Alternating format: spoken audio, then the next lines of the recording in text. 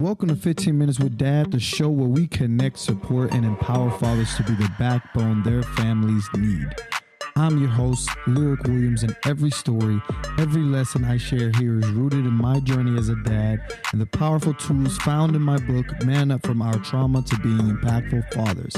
It's a guide for turning pain into purpose, and you can grab your copy today on Amazon. The perfect gift for fathers this holiday season. If you're finding value in these conversations, take a moment to rate the show. Your support helps other dads like you discover this platform and join us in the mission of fatherhood empowerment. Let's continue to grow together one step at a time. Now let's dive into today's episode. Hey, what's going on, everybody? This your boy Lyric. And it's your girl Mariah. And this is 15 Minutes with Dad. And today we are talking about some very deep topic that I know that all of you fathers are having some form of an issue with, and I have had a form of an issue with as well. And we are at a stage where I think this conversation is very important, but we're going to talk about the D word. Not that D word. We're going to talk about drugs, guys. It didn't go well. We're going to talk about drugs and the version of conversations that we've had, and how we navigated it and how we continue to navigate it. It is a real fact that kids have it easier to get or find it either more accessible and more entertaining and more, like, I don't even know the word. What would you say? What would you call it? Like more acceptable to do drugs. Like it's a normal, and I think drugs has been around since before my time, but I think that kids are more seeking it no matter where they are in their life, like as a thing that this is the state of mind that should be. And I'm no kid, so I can't give you a kid perspective, but I am a dad and I'll give you a dad perspective. And that's why Mariah has taken it upon herself to grace us with her presence on this episode to talk about drugs. Hi, drugs. Hey, Mariah. Stop, that's actually funny. Hello. So we're gonna talk about drugs today. And I don't exactly know where to start in this conversation, but I do. Let's start from the foundation. Can I ask you a couple questions regarding, like, in your experience in high school? Like, if you was to give me a ratio, one out of every, how many out of every 5 people do you know that are doing some kind of drugs or intaking some kind of drugs or even vaping? I feel like at my school, I feel about 2 or 3 out of 5 people. Because I feel like every time you go into the bathroom, there's someone in there vaping and stuff in the bathroom. And I feel like it's kind of obvious though, when somebody is. And I feel like most of the people in my school do. Yeah. And it's it's not even a secret when people do it. It's everybody knows. Say if you want to get something from this person, get something, just go to that person. They'll have something, Right. It's not really a secret on who does and who doesn't or something like that. But right. I feel like 2 or 3 out of 5 people at my school do it. Wow. I know, it's a lot. Yeah. I'm pretty sure 2 out of 3 to 5 people in my school did it too. I just didn't know it. Yeah. Maybe they did. I have friends that did it. Let me stop lying. I have friends that were potheads. I ain't gonna sit here and lie to you. But in out of this accessibility of drugs, you have had some form of a run-in with it yourself, correct? Yes. And how or why, or I don't want to say why do you feel like you did it, but what were some motivators to do it?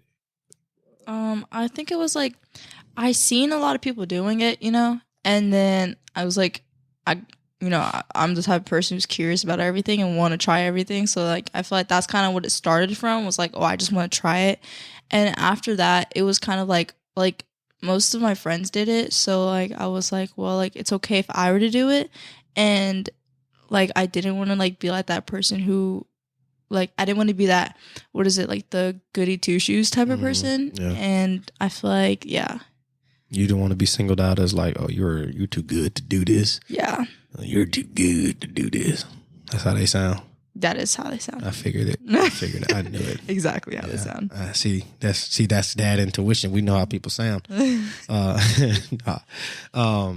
and that's and those are valid points. I think that a lot of kids engage for those reasons. Those are very, some people do it, they have other reasons on top of those reasons, but those are typically like your basis for your introduction to doing it. How much do you think it affected your life when you were doing it? I think it really affected my life. Like I was tired all the time. I had no motivation for anything. I was about to quit basketball. Like I feel like I just didn't want to do anything, and it made my mental health go like drastically change. Like I was good right before, and then whenever I started doing it, like my mental health was like horrible, and like it was just like, I feel like it also like I don't even know how to explain it, but but yeah, like it was just like it really changed it changed my thinking. It changed like how I was talking. It changed it literally changed everything. I feel like it like kind of affected like my face, my physical appearance as well, and stuff like that. Like it was yeah. Did you feel like it like, did you feel like it altered how you feel about yourself? Yeah, definitely. Like your self-esteem, like how you see yourself. Yeah. Whereas you were doing it to feel cool and to feel accepted and to feel a part of something, and still that feeling didn't. It never really came. Like the feeling of cool. Like I'm like, I feel like if anything, it just made me like I was doing it to feel cool, but in reality, like I knew like it wasn't cool. Like like that's not cool to do that stuff. Like it's like stupid, especially at this age. Like now that I'm out of it, like I understand that. But like I feel like in the moment when I was doing it, like it kind of like not changed my decision making, but I feel like it like kind of affected it into like being like even though I knew that it wasn't a good thing to do, or it wasn't smart, or it wasn't cool or anything like that, in my head I still somehow like convinced myself like it was fine and that I was cool or stuff, Right. Yeah. It was a check you couldn't cash. Yeah. He's like, thank you for writing this check, but I can't cash it nowhere. Yeah. And so that, I mean, those are definitely valid points. And I wanted everyone to hear your perspective and your words of like how you experienced that. And we're going to talk about what you did or things that you partaked in to kind of like get off of it or ways to get out of it. Mm-hmm. But I also want to give a perspective from the dad side on how we navigated it and how it impacted me. And so I'll talk about my experience when I found out that you were smoking. And believe it or not, like I've been around druggies, not calling you a druggie. Okay, thanks. I've been around people who do drugs all my life. And so that was terrible. That was bad. I'm gonna lose some listeners for that. Anyways, so I've been around people who do drugs quite literally all of my life. And there was a moment where I was like, "Are you high?" And she was like, "No." I was like, "Bro, you must be." And I asked her, I think it was a week straight that I was just like coming into a room and just asking her that. Like, are you high, bro? Like, this shit is weird to me. I was like, are you high? And she's like, no, I'm not high. Why would you think? And she was like, why you think I'm doing drugs? And you always thinking I'm doing them. And why? You know, so it was all that. I was like, all right, I'll back up. Maybe I'm too hard. I'm back up. I back up. And that same week you found out. And then that same week I found out and I lost my mind. I thought of every, like, I was like, I need to send her to a rehab. I need to send it to her mom. I need to disown this child. I was trying to figure out every single solitary solution that I could. Everything went to my head. There was nothing off the table at that point. So I was like, why is my child here doing drugs? I don't do drugs. The only drugs I have in my house is Tylenol. And I barely have that because we have periods and headaches all the time. So I run out pretty quite often. So like I'm always at Walgreens or CVS. Need a sponsor. No, Need a sponsor at this point. Plug. No, but I thought of like everything under the sun to make this pain go away, to make this issue go away. And I had no solution. And I was like at my wit's end, stressed the hell out. To the point I had to go to therapy. Like I was like, yo, I need some sessions like ASAP so I can figure this out. And I had to kind of bring clarity to myself. I had to like find clarity within myself so I can even guide the solution. I don't even think we had talks about drugs.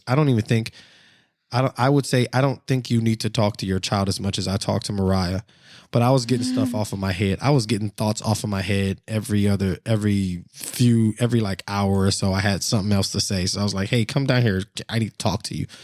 And so we'll talk about it. And while I was looking for therapists and stuff like that for her as well, it was the most nerve-wracking experience to know that your child has decided to put something into their body that, like I'm telling you this, Mariah, but it rattled me in my soul to know that you were at a place in your mind where you felt like you would like to, put something inside of you that would harm you during your development. And when you're an adult, you can choose. I'm not anti-drugs. I've told you this. I'm not anti-weed. I am anti-other drugs, but I am not anti-weed. But for the most part, when it came to you, my child, doing drugs at this age, it was a no-no for me. And so after my panic attack and me talking to her, I was like, well, let me start a conversation with her about like how drugs impact her who she is. And we talked about like how drugs impact your mind, and whereas you think you're chasing a feeling and that feeling seemingly goes away, but it actually is bottled, or like it's actually just blocked off while it piles up in the background. And I won't get into you guys getting all into the details of that, but like I'm part of the DARE era, the say no to drugs era. That raised me, and I think I'm one of the million folks that received these programs that it worked on. But I mean. And I talked to her. I level set it with you at that time, and I told you about my experience and like when I did drugs, or like when I started, and how like times I was hanging out with my friends who were potheads. Like most of my friends, all of my friends were potheads, and some of them still are. But I talked to you about how their lives are impacted by it, and how my life was impacted by it, my experience. And I told her this one thing. I was like, you just have to find your why. And it could be the dumbest why ever, why not to do it or why to do it, but you have to have a why. And I told her when I was in school, when I had homies, like I'm sitting in the circle while they were, puff giving, passing it to the left, pass the Dutchie to the right. I don't know if it was to the left hand side or the right hand side from that song. But anyways, passing it through the circle, and it would come to me, and I was like, nah, bro, I'm good. But I would always have to give some kind of reason, because they'd be like, here, bro, take it. And I'm like, nah, good, man. I got something to do tomorrow, or I have this and this and this. And for a huge part of the time is like, nah, man, I got a daughter on the way or something like it was always something, but I kept a reasoning on why I didn't do it. I got to take a drug test soon, so I'm not going to do it. But I had a why, and I told Mariah about that why. I told you about that why. Mm-hmm. So what is your why? Well, I don't remember what my why was like at that time, but I feel like the counselor actually asked me that I think like 2 sessions ago, but like she asked me what my why is, and I feel like now my why is like it affects other people. It affects people like other than me, you know? Mm-hmm. Like before I didn't think it affected other people, you know? I'm like, well, it's just like me doing it. So like I don't see how it would affect other people, but I realized like after like all of that happened, I realized like it affected you as well, you know? Yeah. And it like so like thinking that, I feel like that like kind of like because I didn't really like, even though I know I didn't like really show it, but I hated seeing you in pain like that, you know? And I hated that I like caused you that much pain. So like I feel like that is like my why now, because it's affecting other people outside of myself and causing pain on other people that I love. That I obviously don't want that. Yeah. So yeah. Yeah. Yeah. Seems like you got a heart. Where does this teenager come from? I'm glad. What's today? We're going to mark this in the calendars as the day of the Lord, the year of the Lord 2024, December 23rd. No, I appreciate that. I really do appreciate that. And whatever your why is, and it doesn't have to make sense to anybody, but as long as it makes sense to you and you hold on to that, and I'll be your why as long as you need me to be your why, you know. And but to the point where you mentioned something about to having a counselor, right? And so let's get into the phase of like what we did as a solution after we talked about those things. And I mean, when I was dramatic about it, I was unapologetic about it. Like we talked to, got her a counselor, worked on finding her a therapist in the local therapist in the area to help support her outside the school. But the counselor inside the school also had a drug counselor inside the school. And so Mariah meets with the counselor when she needs to, but also have a drug counselor that's helping her support. And Mariah is going to those things. And that's kind of the support that you have in school while going through the pressures of these different things. And I just want to be really clear, like teenagers have a lot of stress. Can you agree with that? Definitely, yeah. And they have a lot of pressure and a lot of stress, even though they don't pay bills, even though, I said everything in the book, but when I like thought about all the things that I talked to you about, I realized half of that shit don't even matter. Like, And I, after talking to her for 4 days, 5 hours out of each day, I was like, you probably won't take 90% of whatever the hell I said to you in the last 5 days. But if anything that you can take out of what I said, and I gave her a very synthesized couple sentences. If anything you can take, that I love you and I care about your well-being. I do not accept that my child is doing drugs at your age. When you're an adult, you choose what you want to do, and that's fine. But as your brain is developing, it is unacceptable in my household that you smoke weed. And we kind of like started from there. But all in all, your goal, I'm talking to you. All in all, I'm usually talking to myself, so it's kind of, I'm looking at the microphone while I'm talking. Well, that's sad. It is, because it used to be, never mind. But all in all, that journey is yours to take, right? At the end of the day, you're going to choose every day to do drugs or not, to do weed or not, to smoke or not, like to vape or not. You choose that. All I can do is create an environment where you feel supported to not do that. And so I'm not going to, dads, you may have a teen in your life that's doing this stuff and you may not even know it. you may suspect it. If you suspect it, dive deeper just to make sure, because they need it. Kids, it is a proven fact that kids that are doing drugs are more likely to be either hooked, to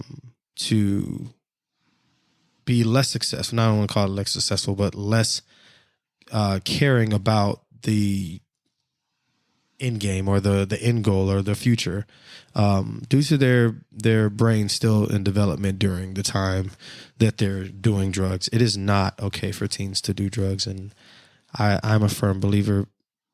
You know, I'm not, like I said, I'm not anti-weed. I don't smoke it, but I'm not anti-weed. But for my kids, it's not a thing. I also had a friend talk to you as well. Yeah.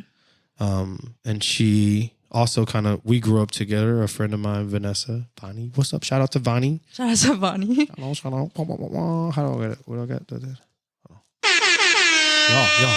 Yeah. Shout out to Vani. I haven't pressed it in so long. It's been a long time. Yeah, you couldn't even remember which one. Yeah, I was like, which one of these buttons is it? But shout out to Vani because she saw how disrupted I was, how jacked up I was, and she was like, this is not the Eric I know. This is not the person, this is not the father that I've known you to ever be. And I was defeated. I ain't gonna lie. Like, I told you, Mariah, I was like, bro, look, congratulations. You did it. You broke me. Like, oh my gosh, when you said that like, I was so sad.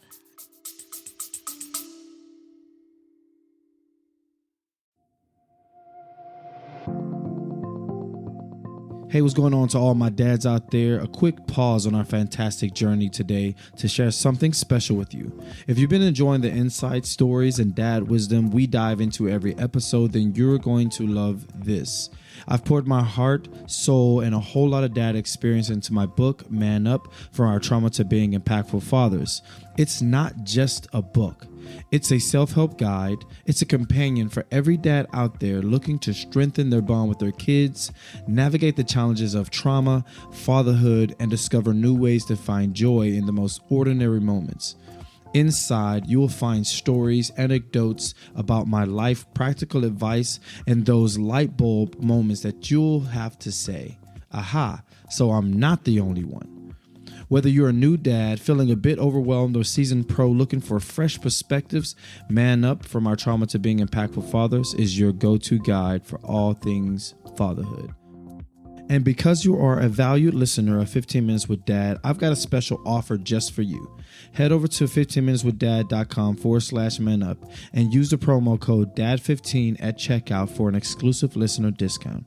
But wait, it gets even better. When you grab your copy today, you'll also get access to a special bonus chapter that's not available anywhere else. It's my way of saying thank you for being a part of our Dadtastic community. All right, let's dive back into our episode.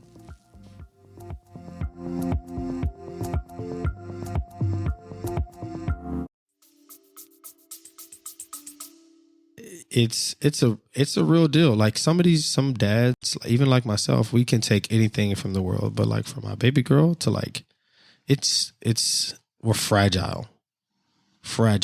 Like we can take anybody outside of this house taking a crack at us. We can fight any of them. We can't fight you. We can't fight our little girls. And I was like, bro, you broke me, bro. I can't do it.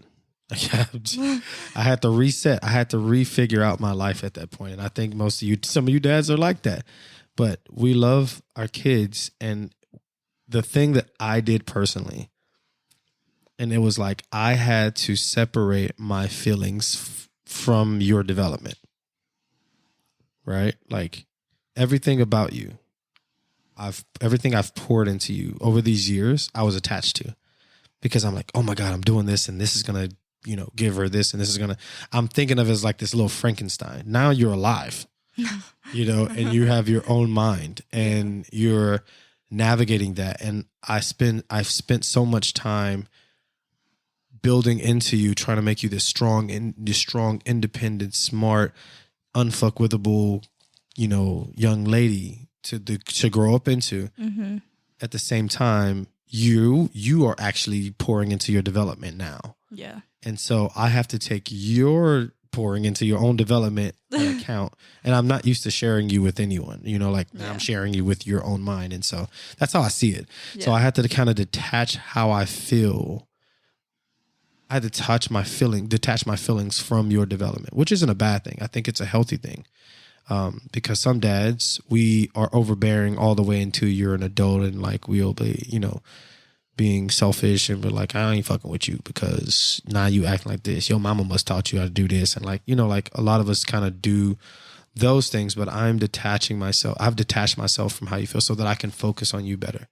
I can develop you better rather than reacting to you based on how I feel. Right. Yeah. That's what I wanted to do, is react based on how I feel. And I think I did that before. And the way I changed, I was like, she needs her dad. She don't need a friend. She needs her dad. And I had to be dad, like at the core, Yeah. Whereas I was a hybrid. I was like, dad, friend, fun guy. No, fuck that. Dad. And, but no, how do you feel these days about that stuff, about drugs or the approach that we took to support you? Well, like now I feel like it's like, obviously like it's like stupid, like I feel like it makes, like I feel like the things that you were talking to me about, like I feel like at that time it wasn't making sense to me or whatever, but like I feel like now that I'm like out of it and stuff like that, like I feel like it makes a lot more sense, and I like really appreciate like even you just like taking the time to talk to me and stuff like that, because usually people probably just like send their kids away to some place or whatever, but like you actually took the time to pour into me, and you still showed that you loved me, but you were still like, you still showed that you like loved and cared about me, but you also were still like, I don't know how to explain, like making sure you accountable. Yeah. Like, but yeah, like I feel like I really appreciate like how you took that kind of initiative. Mm-hmm. Yeah, you said it right the first time. Yeah, like I really appreciate that, rather than acting like I'm like acting on your other thoughts of like sending me like to my mom's or to rehab or like wherever, and yeah. Like, yeah, it would probably been a terrible decision to like put you onto someone else as if you're their problem. Whereas you're not my problem. This is just a situation. These are issues. These are situations. I have to look at it like every teen goes through this. I had to look at it like, shit, I went through this, but I didn't have the same structure in place that could catch things. Like that if I may have been doing something completely wrong and it was valid to me, but nobody ever told me. And sometimes I had to make those decisions, those calls myself. Since I didn't have an adult in my life, I was like, I got to be extra careful. Right. Because if I screw up, who's going to come get me? If I end up in jail, who's going to come get me? So like I had to, and like those are my experiences, and it was irrelevant to you. Like a lot of us, we kind of think about, oh, like I used to do this when I was a kid. It's irrelevant to our children, like completely irrelevant when we're raising our teens. And even though it has some values in there, but like it's not how you, and this is what I've learned when I, in that moment, how I redesigned how I think is like, it's not like we could say, oh, there ain't nothing new under the sun. Like everybody's going through the exact same thing over and over and over. Your kids are going through, like, just because it's a rite of passage. However, it's not the events that's the same, but the feelings are there. Yeah. And I had to retrograde the absence and understand that there was an absence of feeling and what I would have done in that time. And then put myself in a position like, okay, well, I am here.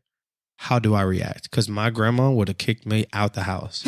My mom would have probably not kicked me out the house at the time. I ain't going to go into that, but she probably would have kicked me out the house smoking weed. She probably been like, okay, you cool.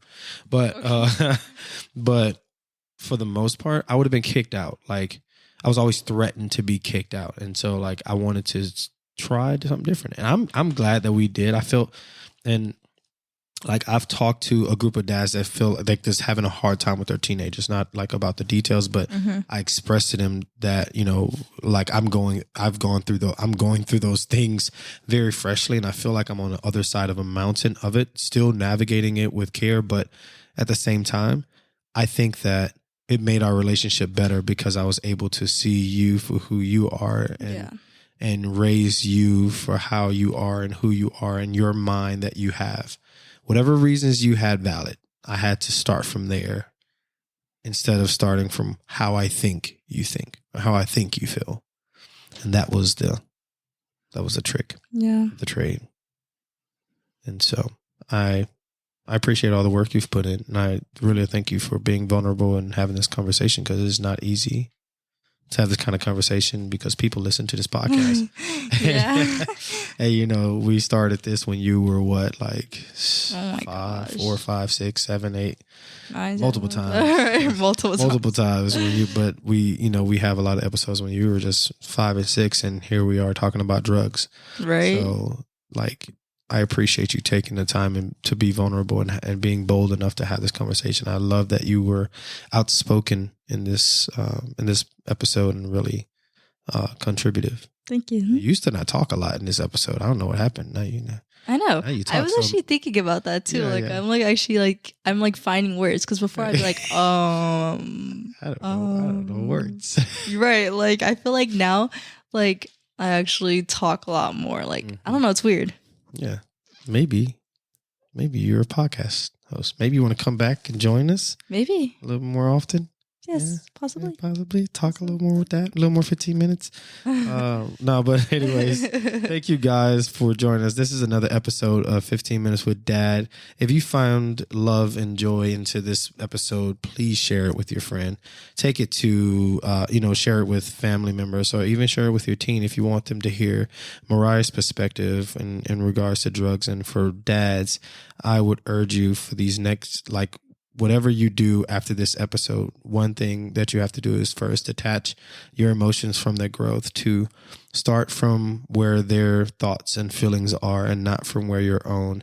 And 3, teach from how you felt when you were a teenager and not what you did when you were a teenager. It will help them. It will help you connect and understand your teenager better. And 4, make sure that you create a realm of resources for them. Create resources where you have at school, whether it's like counselor, whether it's therapy. Make sure they get someone that can talk to them outside of you, that can communicate to them about the things that they're struggling with, or even talk about the core reasons behind it. 5, help them find their why. If they have a why not to or a why to do it, then you have some information or arsenal to actually help them get to the place where you feel like your child should be. And those are my 5 ways to navigate drug use in teenagehood. So y'all have a good day. Love, peace, and chicken grease. Y'all take care. Bye-bye.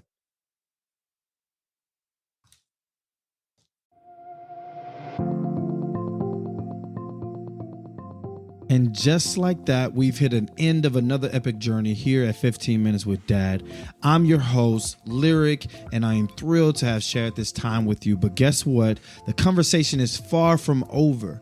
Want to dive deeper into the Dadverse? Check out our website at 15minuteswithdad.com and join our vibrant community on Instagram, Discord, and TikTok for your daily dose of dad inspiration, camaraderie. And here's something special. Subscribe to our newsletter at 15minuteswithdad.com for exclusive goodies and behind-the-scenes peeks you won't find anywhere else. Got a burning question or a dad moment that made you proud? We're all ears. Submit your questions and share those special moments with us for a chance to be featured and shout out on our show. It's your time to shine in our dad community, so tap in with our Discord, and our server is at 15 Minutes with Dad. So tap in for that. Engage with the community, and you will be featured on our show. Each week we will do another feature. So Join in. Love today's episode. Spread the love by sharing it with a friend and leaving us a review. Let's get the word out and grow our awesome dad family, because guess what? When you give us a review and you rate our podcast, you give everybody the chance to enjoy what you've enjoyed about this podcast as well. So mark your calendars, because new episodes drop every Thursday of the week. Ready for more heartwarming stories, laughs, and dad wisdom? We can't wait to have you back. But until next time, keep being the amazing dad you are. Every day is a new adventure and every moment is special. Catch you on the next episode. Love, peace, and chicken grease.